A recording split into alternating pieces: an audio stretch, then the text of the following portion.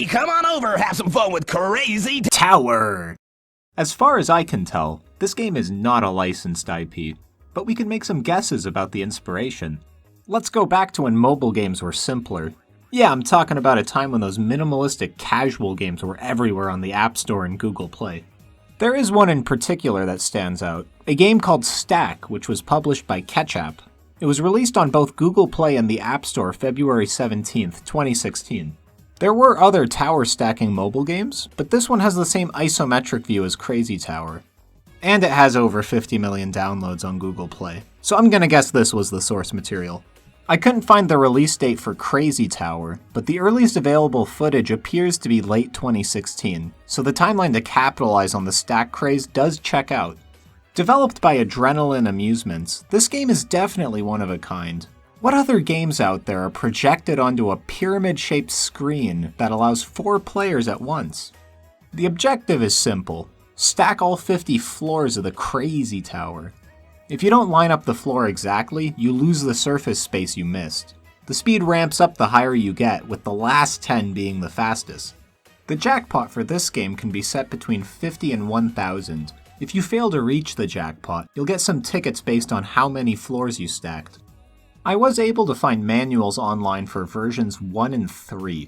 Between the two versions, it looks like there used to be gift blocks and party blocks which have been removed.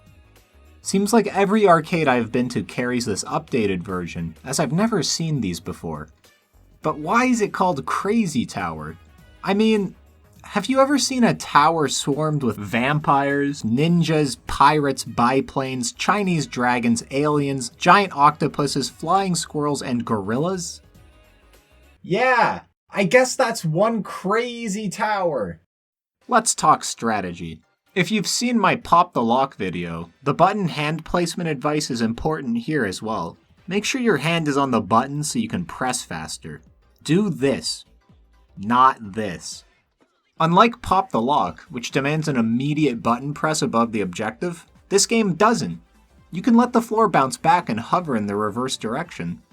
You only get a finite amount of these bounces, so be careful how many you use. I'm convinced the physical cabinet itself is trying to make you lose. The sidebars are constantly flickering during play, trying to distract the player. I recommend you lean in slightly to the screen to try and get these bars out of your peripheral vision.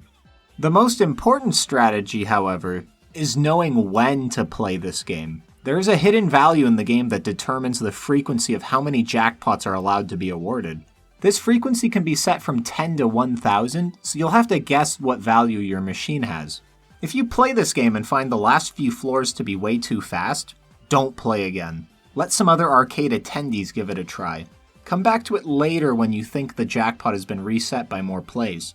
If you're dead set on having this machine pay out, keep doing this loop until you've gotten a feel for how many plays your machine needs before the jackpot is ready.